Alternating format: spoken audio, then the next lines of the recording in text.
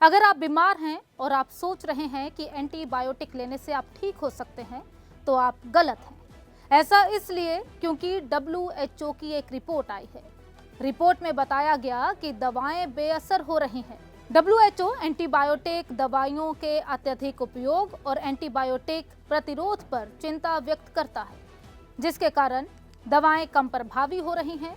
WHO की हालिया report के अनुसार साल 2023 में हर 6 में से 1 जीवाणु संक्रमण पर एंटीबायोटिक का असर नहीं हुआ और मूत्र मार्ग तथा रक्त संक्रमण में यह प्रतिरोध सबसे अधिक देखा गया। इसके अलावा दवाओं का अनुचित उपयोग एक प्रमुख कारण है।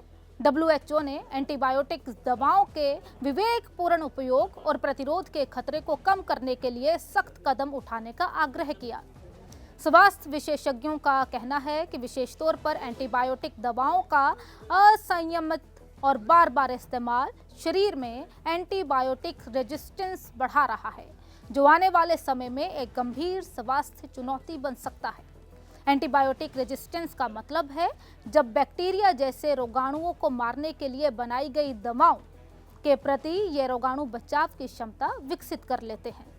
एंटीबायोटिक दवाएं मुख्य रूप से संक्रमण की स्थिति में रोगजनकों को खत्म करने के लिए दी जाती हैं, पर एंटीबायोटिक रेजिस्टेंस की स्थिति में ये दवाएं काम करना ही बंद कर देती हैं। इस स्थिति में दवा लेने पर भी रोगाणु मरते नहीं बल्कि और बढ़ते रहते हैं। प्रतिरोधी संक्रमणों का इलाज करना कठिन और असंभव भी हो सकता है।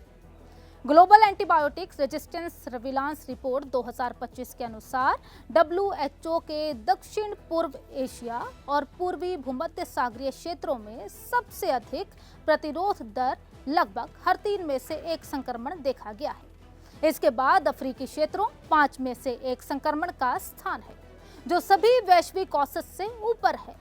भारत के संदर्भ में बात करें तो पता चलता है कि रक्त प्रवाह संक्रमण के 71% मामले हैं, जबकि ई कोलाई के कारण होने वाले 78% से अधिक संक्रमण एंटीबायोटिक दवाओं के प्रति प्रतिरोधी थे। सो अगर आप बिना डॉक्टरी सलाह के दवाएं ले रहे हैं तो सावधान होने की जरूरत है।